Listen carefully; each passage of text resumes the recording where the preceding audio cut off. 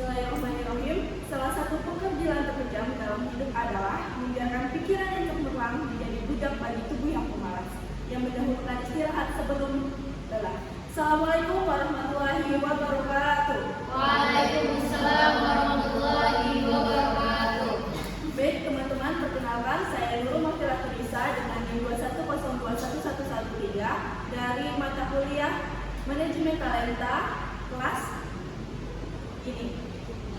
Jadi teman-teman semua, pada kesempatan kali ini saya akan mempresentasikan mengenai rencana karir kewirausahaan saya, yaitu menjadi social planner. Nah, jadi teman-teman, social planner adalah individu yang berusaha memecahkan masalah sosial dengan menggunakan pendekatan kewirausahaan, atau dengan kata lain, seseorang yang mendirikan bisnis untuk memberikan manfaat secara sosial. Nah, dalam hal ini, dengan menjadinya saya seorang pebisnis yang tentunya tetap memperhatikan isu-isu sosial di sekitarnya, saya ingin mengangkat isu-isu lingkungan, terutama dalam pengelolaan sampah. Kita ketahui bahwasannya sampah merupakan suatu permasalahan yang tidak ada habisnya untuk dibahas. Nah, menjadinya saya seorang social planner membuat saya nantinya lebih peka terhadap isu-isu sampah yang ada pada saat sekarang ini. Tentunya sebelum mencapai tujuan kewirausahaan saya nantinya, mencapai tujuan karir saya memiliki tentunya kelebihan. Nah, dalam hal ini kelebihan saya menurut ST30 adalah yang pertama, administrator. Saya memiliki pola pikir terstruktur, terencana, rapi, suka melayani, bertanggung jawab, dan juga patuh terhadap aturan.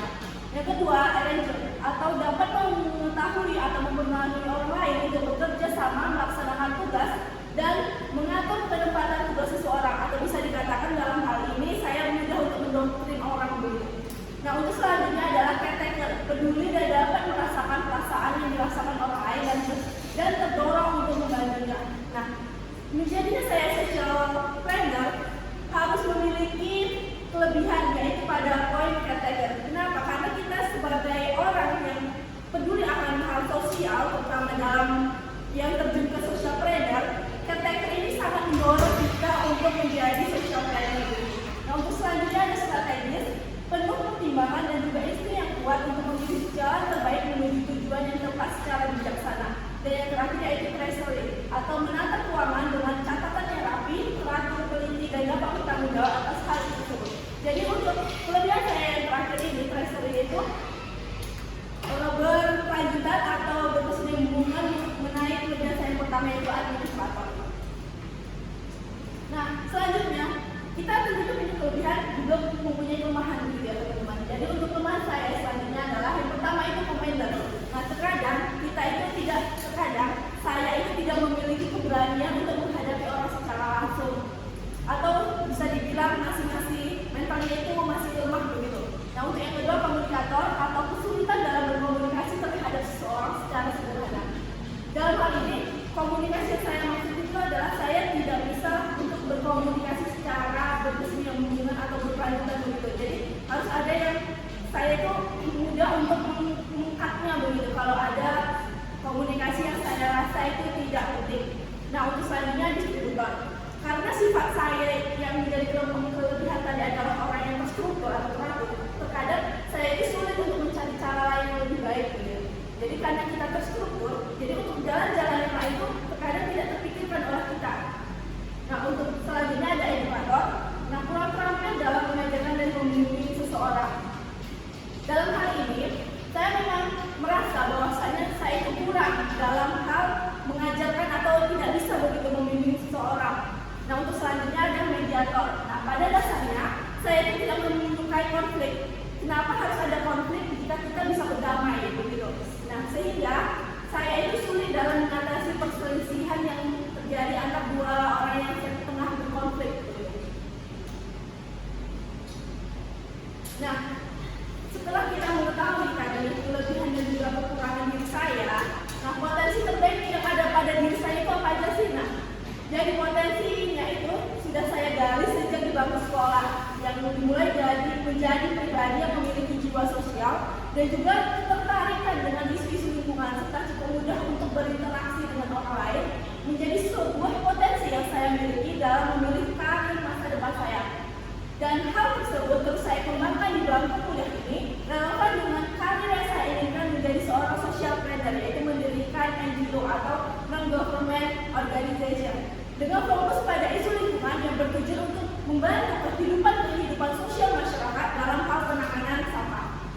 Nah, hal yang saya mulai terlebih dahulu adalah diawali dengan keterlibatan saya dengan beberapa organisasi yang masing-masing memiliki tujuan yang berbeda. Hal ini menjadi sebuah batu loncatan untuk saya mencapai karir saya nantinya dan memiliki pengalaman yang berorganisasi yang baik dan relasi yang luas untuk bertemu dengan SDM yang berkompeten. Hal ini sehingga memudahkan saya dalam merintis sebuah NGO nantinya setelah saya lulus.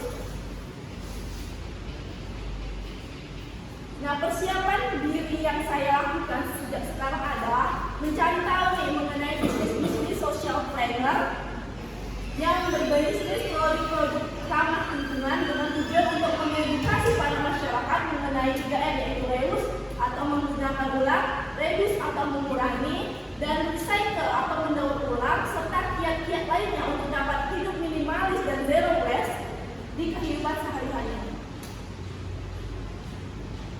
Nah, ini adalah beberapa nantinya influencer di Instagram yang menjadikan saya itu tertarik dengan isu lingkungan. Nah, yang pertama itu ada @bumijo.id. Nah, jadi teman-teman, dengan saya seperti ini bukan bermaksud untuk mempromosikan mereka, tetapi mereka lah yang mendorong saya untuk memiliki jiwa sosial itu sendiri.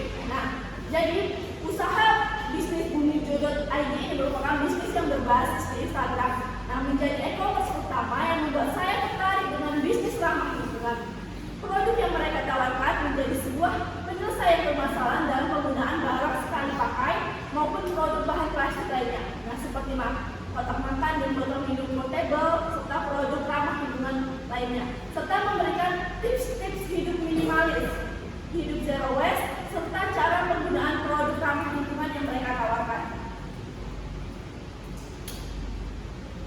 Nah, selanjutnya ada Britania Sari. Nah, beliau ini merupakan seorang guru bahasa Jerman yang juga seorang aktivis lingkungan yang aktif dalam isu lingkungan serta kerelawanan kemanusiaan yang siap siaga jika harus ditempatkan dalam daerah bencana sekalipun.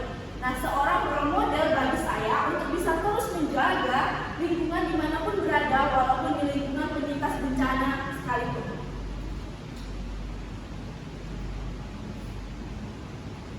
Nah, jadi rencana karir saya ke depannya adalah dalam rencana usaha bisnis yang akan saya lakukan nantinya. Yang pertama adalah membuat NGO yang bergerak di bidang lingkungan dalam pengelolaan sampah. Ini sebagai bentuk peningkatan brand saya yang agar masyarakat mengetahuinya. Lalu dimulai dengan berbisnis produk-produk ramah lingkungan. Nah, untuk saat ini bisnisnya itu belum berjalan karena memang masih terkendala kayak di keterbatasan modal yang ada. Nah, namun untuk sekarang itu saya telah sedikit demi sedikit untuk dapat hidup minim sampah sehari-hari. Nah, juga seperti membawa wadah makanan dan minuman sendiri dari rumah untuk mengurangi plastik dan juga tidak terlupa membawa tote bag sebagai pengganti dari plastik. Nah, jadi teman-teman, seperti ini contohnya. Nah, jadi ini yang merupakan produk yang ditawarkan oleh bumijo.id tadi, merupakan kotak makan portable. Jadi dia mudah dibawa kemana-mana dan juga menjadi dapat memberikan kita itu mengurangi sampah karena kita jajan tidak perlu pakai sampah lagi, tidak perlu pakai plastik lagi, tinggal menggunakan ini. Nah, lalu dalam pengurangan tisu, kita pasti sering ya memakai tisu saat flu atau juga setelah menyeka keringat ataupun air gitu kan. Nah, jadi untuk sekarang coba kita kurangi penggunaan tisu, walaupun tisu organik, tetapi bahan dasarnya kayu gitu ya.